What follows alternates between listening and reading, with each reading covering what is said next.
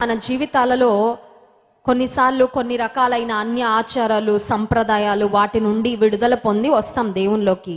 వచ్చాక కూడా కొన్ని ఇంకా మనల్ని పట్టుకొని వేలాడుతూ ఉంటాయండి, అవునా కదా?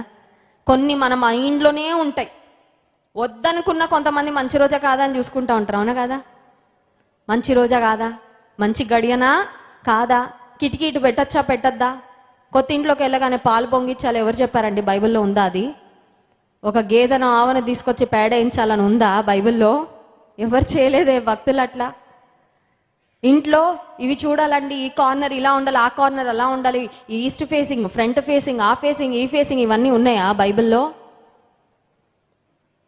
దేవుని సన్నిధి నీకు తోడుగుండడం ప్రాముఖ్యం అంతే. ఈ ఆచారాలు సంప్రదాయాలు ఆ తర్వాత మనుషులు చెప్పే పద్ధతులు ఇవన్నీ కాదండి మన జీవితాన్ని గైడ్ చేయాల్సింది.